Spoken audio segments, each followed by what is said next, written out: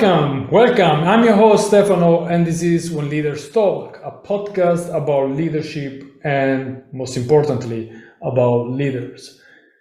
Today, we will touch upon a very important topic, communication. Communication is if you think about it, one of the essential skills in leadership.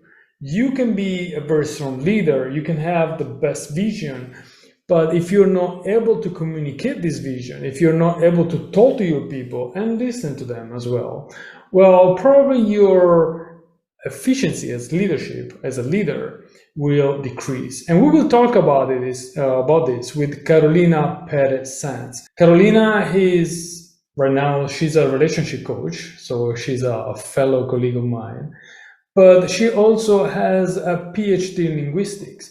And before becoming a relationship coach, she was actually a trainer for speakers in the Spanish television and other representative of the industry in Spain. So she knows a lot about communication, and she had a very interesting blog on analyzing the speech of famous people. We talk about it in the conversation. We talk about Donald Trump, Hillary Clinton, Obama, and a few more. And we don't touch upon their politics, but just the way they convey the message. It's not only that. In the conversation, when we talk about leadership, communication is described by Carolina as a bridge that is built from the leader, in this case, to team members. And it's not just a one-way bridge. It's actually a two-way, because speak is important. And when I say speaking, talking, I also mean in the right amount of time. You don't have to speak too much, but also you don't want to speak too little, because you want to be a leader that conveys the message. But the other important part is listening with intention, listening for real, listening to what is called level 3 listening. And Carolina will explain better what are the 3 levels of listening. We talk about what are the pitfalls actually in communication by leaders, and what are actually the things you need to pay attention to. So there is a lot to take from this interview as well. So I'm very happy to have had Carolina as a guest. I'm sure you will learn a lot on communication, not just communication, but on leadership in general. And I hope you will appreciate this episode. Before going to the interview, let me remind you that you can follow me on LinkedIn, on Twitter, on Facebook and Instagram. But also, if you want more information, you can go on masteryourc.com. That's my website. And with no further ado, Carolina Perez Sanz. Welcome to this new episode of When Leaders Talk, and today we have Carolina Perez Sanz. Welcome with us. Thank you. Thanks for having me, Stefano. I'm so happy to have you here. I'm very happy because I know you have some special skill and special knowledge, and I really want to exploit that during this interview. Are you ready? Yeah, absolutely. Okay, the starting point though is always the same, right? So it's my usual question on your definition of leadership. If you have any definition of leadership, of course. Yes, I do, because you asked me that, and I wanted to make sure I came up with a definition. And so, I'm very passionate about communication, right? So what I realized is that for me, leadership has 3 components. It's vision, story, and care. So what do I mean by vision? Are you able to envision a future that is better than the present? And are you able to envision that it is possible to get there? Even if you don't still know how you're going to get there, you know that it's possible to get there. So that's the first component of leadership. The second component has to do with communication, and it's story. How do you tell the story of the journey that you can take to get the mission or the team or the organization, the enterprise, from the present to the future that you know that is better. Maybe you don't know the steps, but you know there's a journey that you can take, and you have the ability with your storytelling to inspire people to embark on your journey with you. So that's the second component. And the third component is care. Are you able to put the people who have trusted you, are you able to put their well-being ahead of your own well-being and your own interest? So maybe you're not able to achieve the goal, or you're not able to get to where you planned to get, because there's a problem, there's an issue, and people are being not well, if you want, and therefore you're able to stop the journey and say, okay, let's take care of the people first, and then if we can, we will go on with the journey. And I think that's super important. And that reminded me of Shackleton, when he tried to go to Antarctica, I think it was, and he embarked a lot of people, like adventurers, heroes, and then they hit a huge problem. They couldn't get the boat ahead. And so what he did was, okay, let's take care of the people first.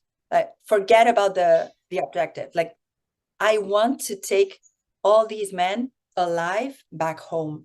And he did it. So that's the idea of leadership that I have.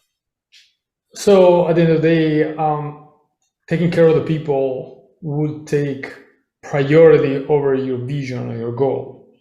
Yes. Yeah. And it sounds like a lot with a 3 level of trust that you often describe in your scripts. Is not the vision is kind of what you call the ability, and then the story is, I guess, is related to the integrity, and care is linked to benevolence. Am I getting it right? Sort of, I would say. So the vision is more than the ability, because a lot of people are very competent. They are super competent. They do their work very well, but they don't have any vision for the future. And I think that's what differentiates someone who's very good at what they do and a leader, because they're not the same thing. And, I'm sure you've heard I think it's called the Peter effect or something. It's like, you're always going to be promoted ahead of your abilities, and then you will develop your abilities, and that's when you're a leader, right? But because there's going to be a gap between what you are able to do now and what you will be able to do in the future, right? So you keep getting promoted to higher levels of leadership, and at some point you don't know what you're doing, but Right. that's okay, because you're a leader, right? But you can learn, right? And one of the Exactly. characteristics of a leader is having the ability to learn, reinvent themselves. And you see a lot of leaders, actually, they start a position that in a job that they really don't have, I'm not say any clue, but they have small competencies, and they build those competencies with their team normally. Exactly. And there is the care. Like, for example, one of the things I do as a relationship coach is I help teams design an alliance within themselves. Like, how are the members going to be with one another, so the machine is well oiled and it functions well, but also how is the leader going to design the alliance with the team so that they both are in agreement of how they are going to be working together, right? So, for example, talking about the care before, if the mission gets very difficult, there can be a new design of alliance, and the leader can say, okay, who's ready to continue?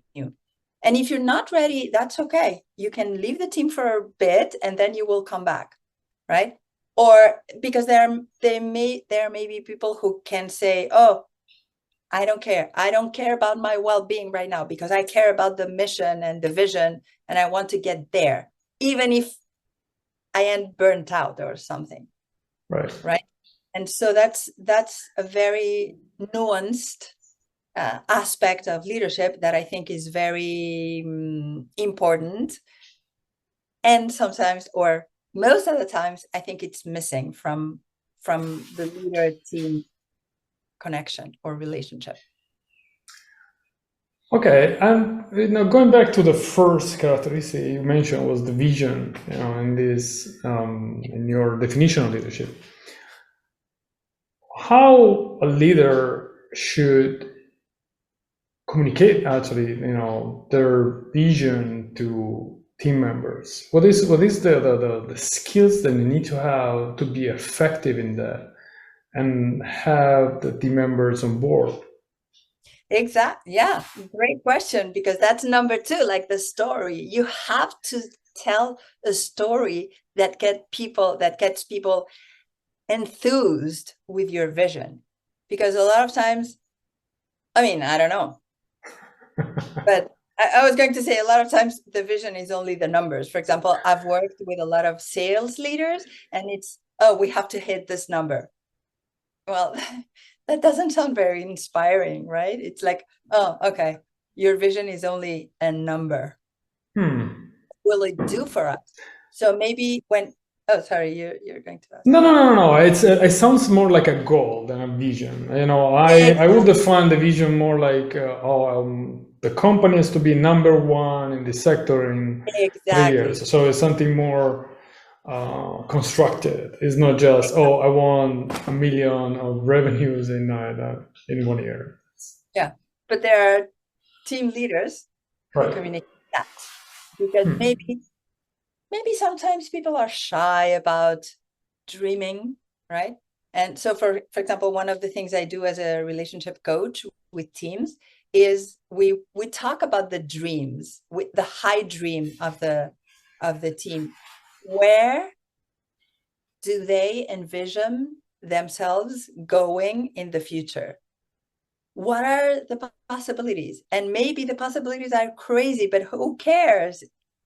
The idea is you have to dream, because if you don't dream, if you only stay in what we call in relationship coaching, the consensus reality level, you're not going to grow, because you're only staying in what you see, right? So that's why I think, related to your question, it's super important for leaders to be able to dream, and with their stories, allow the people on the team to dream as well. So that idea of, let's dream of the possibilities, maybe if we think they're crazy, because who knows, they can become a reality in the future.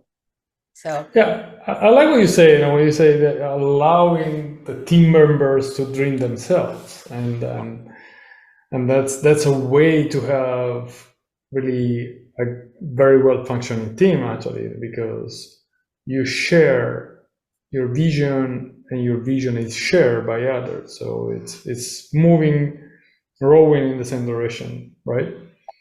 Yeah, exactly.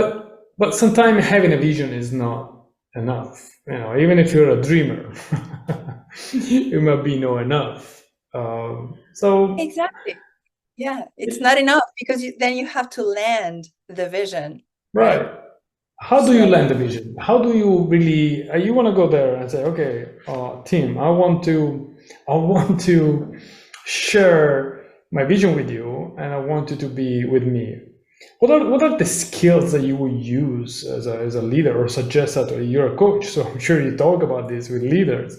What are the skills that you improve or suggest to leaders to use in these occasions? Well, first of all, the dream has to be very, very clear in their mind, like with colors, textures, smells, atmospheres. Everything has to be super clear.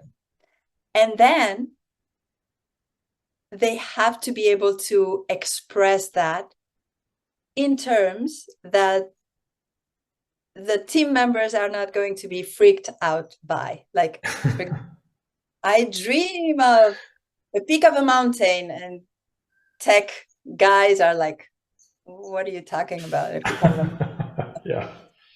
So it's translating that. In my work as a team coach, I would do some, we have some tools to help teams land the vision. So first we dream, they dream, they dream, they dream, and then they start comparing, if you want, notes. A lot of times it's not using the rational mind, but for example, drawing, colors. So it's more the creative mind. And then when everything is laid out, the team members compare what they have drawn, and then they start to see commonalities, and they translate those commonalities that are not in the consensus reality to actions. Oh, okay. So, for example, 2 team members have drawn, I don't know, a ship, for example. And, oh, okay. So we need, if we want to complete the journey, we need to make sure that the ship is not going to have holes. What does that mean in our team and with our work? Holes, what are holes? Oh, maybe too many mistakes. Oh, okay. So number one is preventing too many mistakes from happening. How do we do that? Maybe we can start a circle of quality assessment, and you check my work, I check your work. Oh, okay, that sounds great. Things like that. It's about being in relationship, and from the relationship, the new possibilities emerge. Because what I believe is that leadership is a relationship, right? So you are the leader, meaning you have been given that job, and maybe you have the ability to dream bigger than others or to inspire people. But then the work you're not going to do by yourself. You need the input from the other people. And that's why communication is so important, because if you keep it all in your head, trying for it to be perfect, and then you tell the team members what they have to do, it's not going to work. Right? No, absolutely. And you mentioned communication. Of course, it's a word that has a very peculiar significance, importance for you, right? What is the definition you would give to communication in this kind of relationships? Definition. I would say communication would be the bridge that 2 minds build between the 2 of them, or many minds, right? So that the concepts that are in my mind can get into your mind, and you can understand them and create a new reality. Sometimes the new reality is going to be, no, I don't agree with that. Okay, that's fine. But now you have a different point of view in your mind already, and you're like, oh, okay. No, I don't like it. Okay. So you reaffirm your own position. Or maybe you can think, oh yeah, that piece of that concept that I received in my mind has made me create a new concept that I didn't have before. And I think that is communication. So it's not only like speaking to share information. I think it's the ability to share, if you want, your concept of the world, so that the other person expands their mind and you expand your mind as well. And communication exists in many types and forms.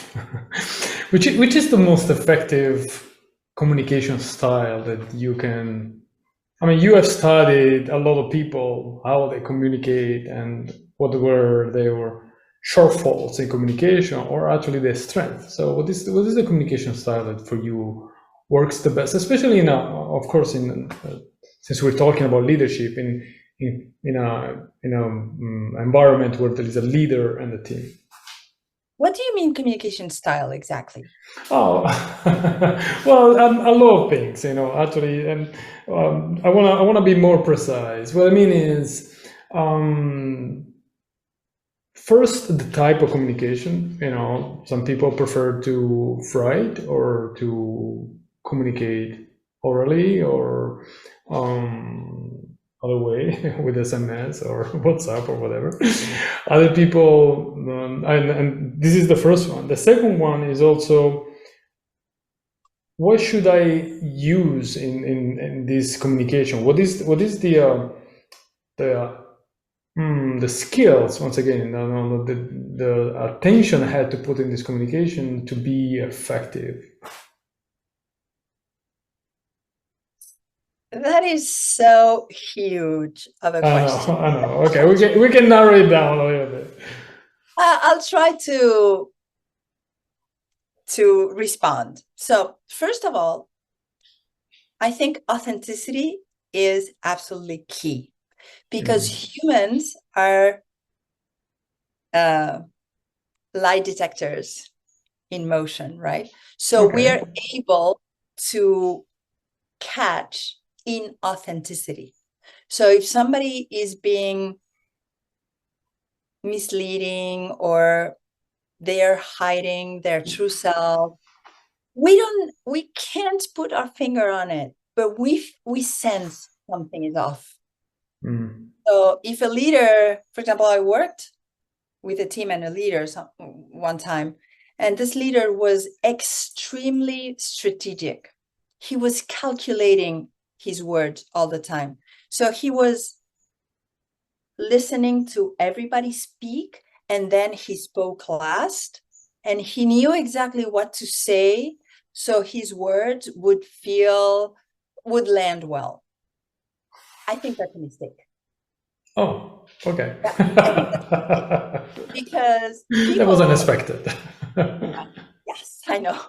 Because you say, oh, strategic, that's great. Well, no, because strategic sometimes is it sounds like you're taking advantage of the other person or the other people, because you're calculating, oh, this person wants to hear this, so I'm going to tell him this so that he likes me or he accepts me as a leader.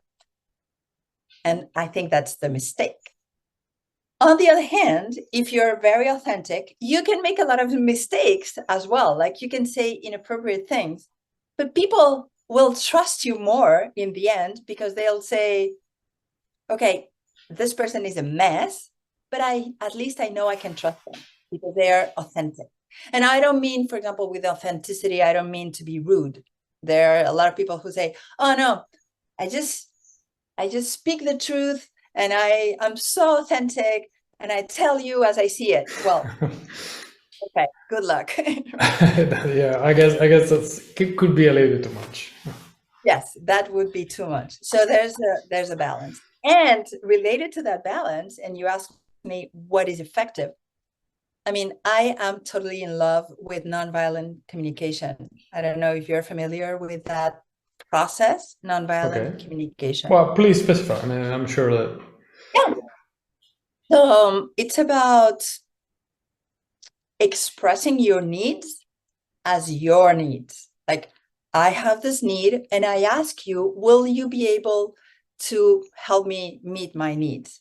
And I'm not putting anything related to my well-being or my state of mind on you, right? A lot of times people unconsciously, very, very unconsciously, they say, oh, I'm angry because you arrived late. No, you're angry because you had an expectation and that expectation was not met, but not because I, right? Expectations. Yeah. Exactly. And So I teach nonviolent communication all the time to everybody, because I think when we're able to really expose our needs and then ask for what we need in order for us to meet our needs, right? Then we're putting the onus on us. So my emotional reactions belong to me. I am the architect of my emotions. And if I'm angry because you didn't come to the meeting, well, it's on me. Then, because I'm a good leader and I want you to grow and be better, I will tell you that you have to come to the meeting, but Right. not because you made me angry, but because I want you to succeed or something, right? So this nonviolent communication has four steps, and I absolutely love them. And I please urge everybody to go check the website, Nonviolent Communication. There's a book as well. It's quite old, but I think it doesn't get old. It's from the 80s, but it's super prevalent right now. So the four steps are: first, tell me the facts. What happened? Second, tell me the impact that the facts had on you, right? So for example, hey, Stefano, you didn't come in time for the meeting.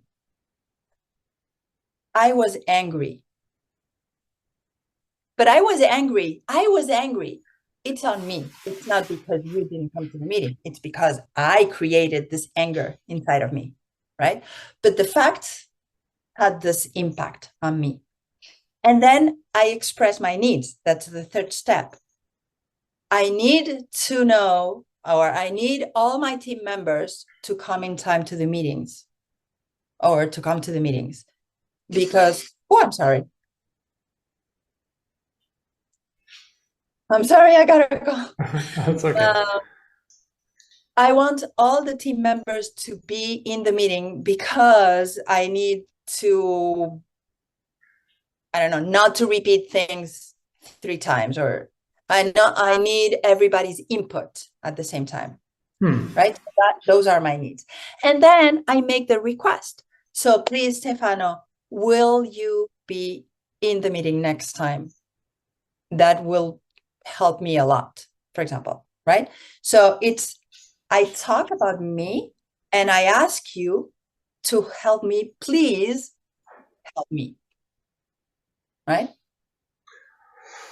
So needs are, as you're describing, kind of requirements that might be actually connected to, if we talk about a working environment, could be connected to your job, your position, duties, if you want.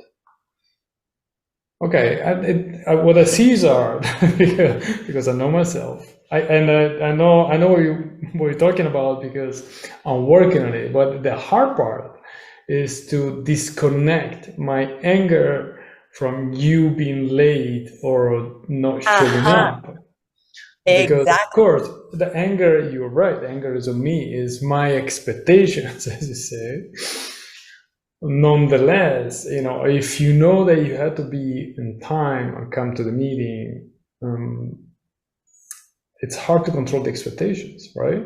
So you do expect the person to be there. Yeah.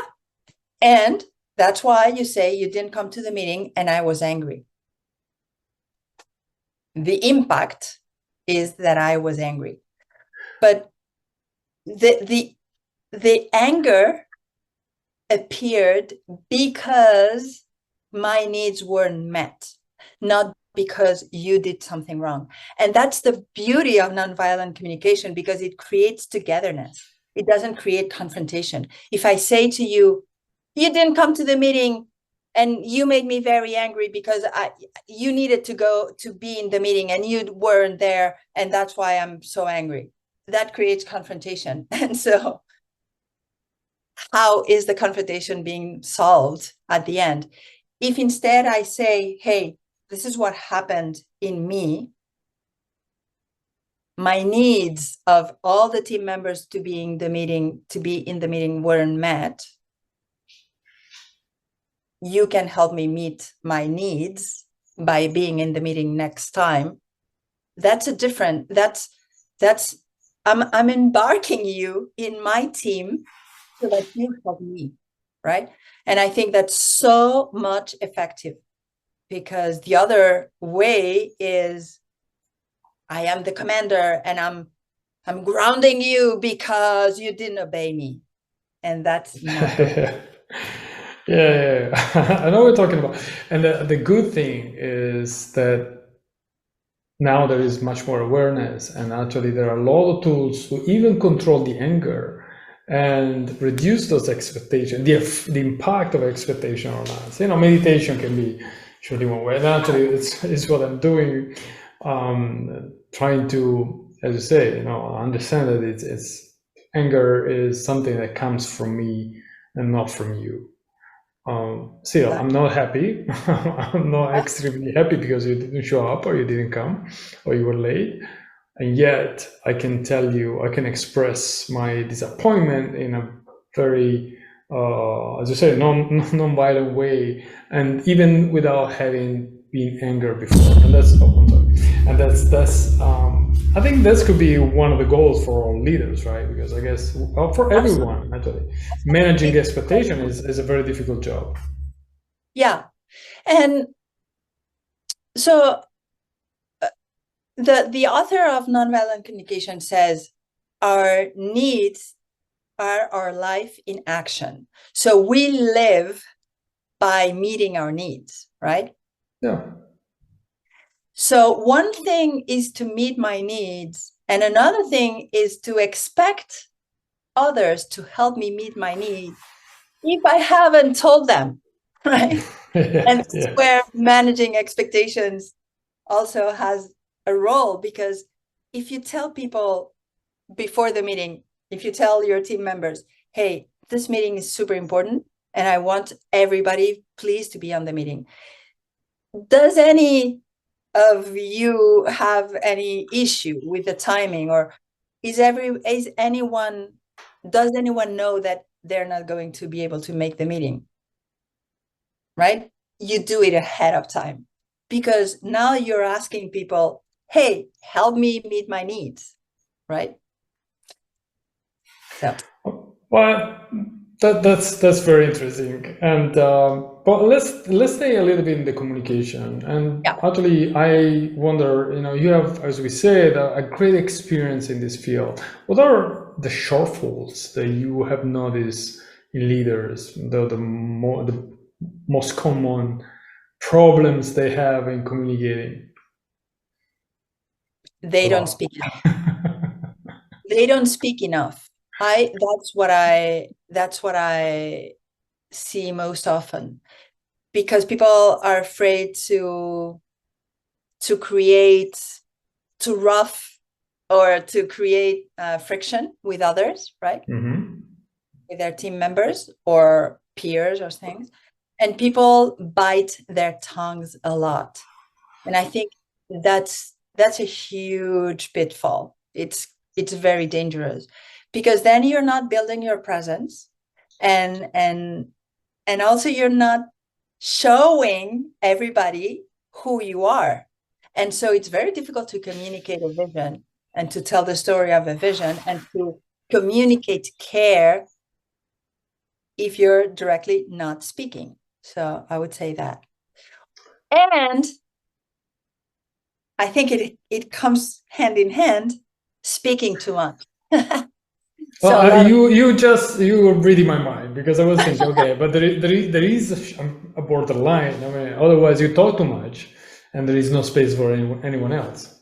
Exactly. And I see, for example, in coaching sessions, and where you've seen that too, you ask what appeared to be an innocent question, and the client goes on and on and on for 45 minutes. Oh, yeah. No. Yeah. And you're like, what's going on here, right? They're so afraid of listening, or I don't know. They speak because they want to control the room. And I think that's also, I think both sides of the balance either speaking not enough or too much, are related to control. So if I don't speak, I don't show what I have inside, so I can control better. If I speak too much, great, no one can speak, so I control better. So I've been both sides. It's hard to think about leading without speaking, without talking, right? Because as you said, if you have a vision, your story, your care, Yeah. surely communication is probably the most important mean for Yeah. sharing, for letting other people know who you are. What about listening? Because you said they don't speak enough or too much. What about listening actually? Because communication actually when you describe communication as a bridge, it's both ways. Hopefully, it's not a monologue, but Yeah. it's hopefully you have interest, not just time, because time you can create time, but also the interest and the intention to listen to the people you're working with. So what Yeah. about how do you talking to leaders? What is the feedback you have from their skills in listening? I think listening is so important, and a lot of people think that listening is okay. I'm going to prepare my response, so I'm going to be listening for the cue word for me to respond and to attack, right? Like to attack back. That is horrible. Yeah. And I don't know if you're familiar with the 3 levels of listening in CTI, we call the Of level course. 1, I'm sure, we're in our head, like paying attention to my judgment of you. Oh, he has a guitar there. Okay. I like guitars or whatever, right? I'm thinking in my head. Right. Level 2 is I'm paying attention to the story. Okay. Yeah. I'm getting the story. Yes. All the details. Good. But level 3 is what really matters, which is I'm paying attention to your tone of voice. I'm paying attention to your attitude, maybe your body language, what's going on. And that's when leaders really can take the quantum leap and become real leaders, because they're going to be paying attention to the whole person. It's not, so what happened? Why didn't you come to the meeting? Oh, okay. Oh, you didn't come to the meeting because you were late. I mean, there was an accident on the road. But if I'm paying attention to the whole person, I'm going to be seeing, oh, they're really struggling with coming to the meetings on time. Why? What can I do to make this work for everybody? Or, oh, maybe they have a little kid that is ill at home, and what can I do? But especially here in the US, it became so, I don't know, such a big dichotomy between personal life and work life. Like, oh, I don't want to know anything about your personal life because that's intrusion. No, that's your thing. I want to keep it private, right? And then you don't work with the whole person, and people are struggling a lot with that because they feel unseen in the workplace. They feel ignored. Like, I don't know. For example, one day my husband when we lived still in New Jersey, I worked in New York. My husband had an accident driving, and the car was totaled. And I remember no one asked me about that. Like, he could have been killed in the accident, and my boss was totally oblivious of that. Like, oh, that's why you didn't come on time. Okay. That's it. Yeah, that's it. And I think that's a problem about listening, because you're not listening to the person, really. You're listening to the story, or you're listening to excuses, or you're listening for how you can attack back, but you're not taking into account the whole person. So You have said something that really is a sensitive topic to me. I think it's very naive for anyone, you can be leader or not. I mean, to think that when you go to work or when someone goes to work, their problems stay at home. It's not like that. Absolutely. And I'm always surprised when I hear, and I've heard, unfortunately, people say, oh, you come, I don't know, I've been in the Navy, so you come on the ship and, you know, the ship is leaving, whatever is at home is home, and the only thing you have to take care of is your task, your job on the ship, and that's it. That's done. And it's so, I don't want to say naive, but the real word that comes to my mind is stupid. It's yeah, And we don't live cool. a double life. It's cool. Yeah, it is. It's very cool, because what can you do when you're really stressed, right? Like, how you're not going to perform well. You're not going to give your best work to the team or the mission, right? So if your leader is able to see that and welcomes all of you, like with your problems and all, it's going to be so much easier for you to really engage at work. So I think things are changing after the pandemic. Things are changing. And at the same time, I hear leaders are canceling meetings all the time. Leaders are not really accompanying the team members so much, or they're not really supporting the growth of people, which is also unfortunate, I think. Yeah, and that goes with the care that you were talking about in the leadership. And you know, there are tons of definition of leadership, you know, and I don't have if you ask me, I don't have a definition of leadership, you know. And okay. I will start talking for like an hour probably, try to explain what leadership is, but I don't have it. But one of the things that I read the most recently is, especially on LinkedIn, is, for example, and the leaders are those who take care of their own team members, employee, and allow them to be leaders themselves, you know, to grow as a leader. And I think it's beautiful. It's beautiful. But I have probably a simple question. Do you think it is always possible and true? What is possible to always be focused on the growth of be focused on the growth of the people you work with and make them the leaders themselves?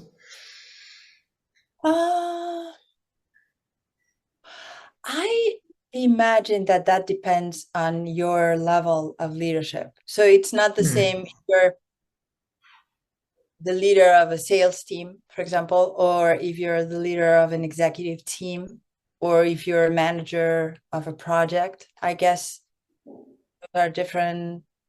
So a lot of times what I hear is, oh, I don't have time for people to learn from their mistakes. Okay. So you do you. And how long are you going to be holding the team members by the hands because you don't have time for them to grow, to learn from them mistakes, right? But yeah, I understand that sometimes, for example, in sales teams, everything is like boom, boom, boom, boom, boom. It has to be quick, quick, quick, quick. So maybe it's true. They don't have time to make them grow and to nurture that growth. But I would say if you don't, I mean, what's the alternative? If you're not focusing on growth of your team members, then you have to be a micromanager all your life, right? Because, yeah. Well, there are people that are proud of it. I mean, there are people that say, oh, I control it. I read everything. I do everything. Oh my God. I've heard so many people bragging about being micromanager. And if you tell them, oh, you're a micromanager. Oh, no, I'm not. Oh, no, of course I'm not. Because the word has a negative meaning, but they are. Yeah, exactly. So how do you think leadership is changing nowadays? And you mentioned the pandemic, one of the factors that actually allowed to being more careful about team members' needs outside the work, but not always in a good way. What else is changing? How is impacting leadership? I see so many differences. I see too many differences. So I think that a lot of leaders are wanting to be less hands-on, right? And so, oh yes, I want to allow them to grow and learn from their mistakes, which means I never see them. I don't meet with them. I don't support them. Oh, and so people feel abandoned, and that's not good leadership. If we think about a good leadership style, it would be more inclusive, like really pay attention to the whole person, inclusive not only of other races or genders or sexual orientations, but also inclusive of everything. Like, yeah, your story, where you're coming from, sure. Yes, exactly. And I see that there are a lot of leaders who are really trying to be that type of leader, like super inclusive and super empathetic. For example, very interesting and very hopeful, I think. I was invited last year to an offsite for a multinational company. They wanted their regional leaders to become empathetic leaders. And I thought, ooh, that's great. That's great. Like, and now I've joined a company called RK Empathy. And the whole point is to help leaders to become more empathetic. So I think to me, that's very hopeful, because as a relationship coach, I know that we talked before about that. Leadership is a relationship. But the first good relationship you need to be having if you're a leader is with yourself. Oh, yes. And I see so many leaders who are not compassionate for themselves. Like, if they make a mistake, they punish themselves. They're very hard on themselves. They feel a lot of tension to be perfect and to deliver perfectly, and that creates a relationship that is not going to be conducive to being a good leadership of others.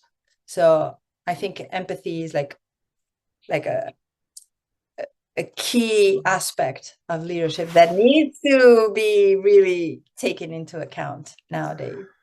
Yeah, because there are a lot of leaders who really think that being vulnerable is a weakness. Why? Actually, it's quite the contrary. It's such a powerful, I don't want to use tool because it's not a tool, but it's just a powerful aspect of you. It's a superpower, actually. And this allows the team to see who you are and understand that they are needed to do the job. And yeah. Exactly. And that ties into what we were saying before of being authentic. If I show my vulnerabilities, I'm being authentic, and people are drawn to people who seem authentic. Yeah, absolutely. So absolutely. I think that's the reason why I know you didn't want to get into politics, but it's okay. This is something, I'm sorry, but this is something we designed at the beginning, just for the listeners. I don't know what we shared before. But sure, no, go ahead. So when I analyzed the voices of Trump and Hillary Clinton, the differences were basically that Trump is super authentic. He speaks like boom, no thought involved. Like, I mean, I'm not saying that he's thoughtless, but he doesn't calculate what he says. He says it does not filter. It really allows his thoughts to go on that. Yeah, that's why he's appealing to a lot of people, of course. Exactly. And Hillary is absolutely strategic. Like, she calculates everything, every word. She wants to be perfect. She wants to say exactly the right thing in the right moment. And that creates a lot of tension in her way of speaking. And people don't trust her because she doesn't expose really what she thinks. Well, sometimes she does. For example, she said the basket of deplorables, which is absolutely the worst thing she could have said, but it's what she thought, right? And of course she was attacked. It didn't play well. Probably didn't play well because she never been authentic. Well, you might expect something like this from a person like Trump. Yeah. You would not expect something like this from Hillary Clinton. So which is, since we're talking about it, which is the best communicator you have studied or observed? Who do you think is the one who delivers the most? In political spheres, I would say that is also going to be very politicized. So to me, the best speaker I've seen is Obama. But he's also very strategic. Yes. Yes. And at the same time, so one article I wrote back in 2012 when he was running against Romney. Romney was even more strategic. So, for example, what you could hear in Obama was a lot of passion. He would yell and his voice would go rough and he was like super excited and passionate. And Romney was keeping his voice very low, very professional, like the opposite. He was the Hillary of that contest, and Obama was the Trump of that contest in terms of at least the vocal expression, right? So it's about being connected to what you say. That's the most important thing. Like, for example, a lot of people think they have to use their hands to be good public speakers, and then they start doing things like that. That's an Italian thing, though. Yeah, probably. We have taught to the people in the war how to use hands. Exactly, and us Spaniards as well. Oh, yeah, of course. Okay, but yeah, for example, you say, "Oh yeah, of course," and your gesture is related to what you're saying. So I understand that your gesture is an extension of your communication, right? And that's, again, being authentic and being connected with what you say first, which means being connected with yourself, and then you can connect with the audience. But when you see like very trained politicians who are like, yes, because we have to first in the first world do this and that, it's like they seem puppets. It's not like a robot. Yes, like a robot. It doesn't mean anything. So anyone who would communicate like that and really connect with what they're saying is a good communicator. And to me, for example, I said Obama. We have a few minutes left, but there is a question I really want to ask you before the end, and it is this. Well, I think I could keep going forever, but it's so interesting. But because in your blog, in your articles, you describe the communication as a way of building trust, right? And there are, as I mentioned earlier, and then when you were talking about leadership, there are 3 levels of trust. There are ability, integrity, and benevolence. Can you describe those very quickly? Yeah. So ability, so that comes from the research on trust, right? Like when people were trying to define trust, they realized that there are 3 main variables that are those. So one thing is to be competent, and I trust you because you're competent, and I know I know that you're able to do the things that you said you were going to do. So I trust you with the job, I would say. The second thing is what we call integrity, which means you keep your words, you keep your word, you keep your promises. I know you will deliver. And I know, for example, if you're going to be late, that you're going to let me know in advance, right? And therefore, I can trust you because I know that you will keep true to your promise. And the third thing was benevolence, because a lot of times people are competent, they're very good at what they do, and they're thieves. So you're not going to trust them, right? That's selfish. Bernie, Yes. yeah. Bernie Madoff or things, people like that who really lured people into doing things that were actually very bad for them, right? So once that was uncovered, it's impossible to trust Bernie Madoff or people like that. So competence and integrity, or for example, integrity, that's another characteristic. Like, oh, I trust them because I know what they're going to do. Oh, okay, so they're going to lie every time because they're a drug addict, for example. So they are in integrity because they are lying all the time and they're stealing all the time. Well, you're not going to trust them, right? Because they're not showing care. So the most important thing, the most important aspect I came to realize was the benevolence Benevolence. thing, which means you care about other people and you want to do good for others. It's not only, oh, I'm interested in myself and I want to win. For example, that would be the case of Trump. Like, he doesn't care about other people. He can fire people here and there, left and right, as they say, but he cares about his little kingdom of power, right? So that would be, in essence, the 3 levels of trust. Well, thank you very much. And finally, if someone comes to you and say, Carolina, I want to be a good leader. I want to be a great leader, actually. What are the suggestions you would give to this person?